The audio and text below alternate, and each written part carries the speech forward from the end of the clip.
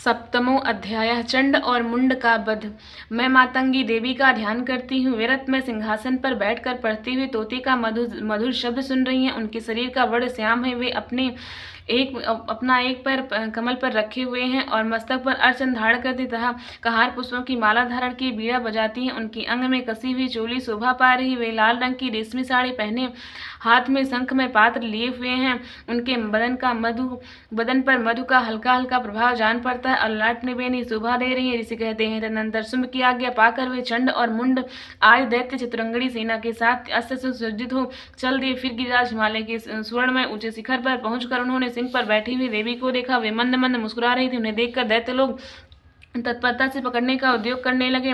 किसी ने धनुष तान लिया, किसी ने तलवार संभाली और कुछ लोग देवी के पास आकर खड़े हो गए। तब अंबिका ने उन शत्रुओं के प्रति बड़ा क्रोध किया। उस समय क्रोध के कारण उनका मुख काला पड़ गया, ललाट में टेढ़ी हो गई और वहां से तुरंत विकराल मुखी काली प्रकट हुई जो तलवार और पास लिए हुए थे। वे विचित्र खड्वाक धारण किए और चीते के चंद की साड़ी पहने नरमुंडों की माला से विभूषित थी। उनके शरीर का मांस सूख गया था, केवल हड्डियों का ढांचा था जिससे वे अत्यंत भयंकर जान पड़ती थी। उनका मुख बहुत विशाल था। जीभ लपलपाने के कारण वे बहुत डरावनी प्रतीत होती थी। उनकी आंखें भीतर को धसी हुई और कुछ लाल थी। वे अपनी भयंकर गर्जना से संपूर्ण दिशाओं को गुजार रही थी।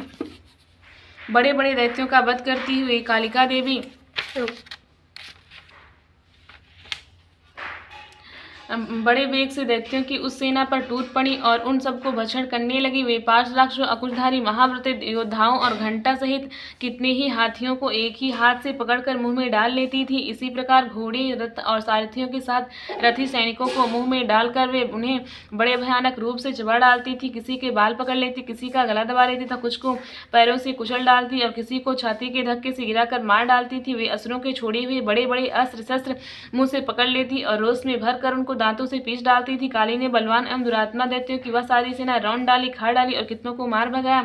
कोई तलवार की घाट उतारे गए, कोई खड़वाक से पीटे गए। कितने ही असुर दांतों की अग्रभाग से कुचले जाकर मृत्यु को प्राप्त हो गए। इस प्रकार देवी ने असुरों की उस सारी सेना का क्षण भर में मार गिराया। यह देख चंड उन अत्यंत भयानक काली देवी की ओर दौड़ा तथा महादैत्य मुंड ने भी अत्यंत भयंकर बाणों की वर्षा करने लगा।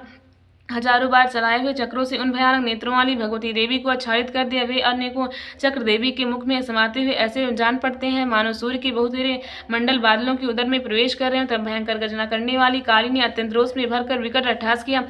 उस समय उनके विकराल बदन के भीतर कठिनता से देखे जा सकने वाले दांतों की प्रभा से वे अत्यंत उज्जवल दिखाई देती थी। देवी ने बहुत बड़ी तलवार हाथ में ले हाँ का उच्चारण कर चंड पर धावा किया और उसके केस पकड़कर उसे तलवार से उसका मस्तक काट डाला।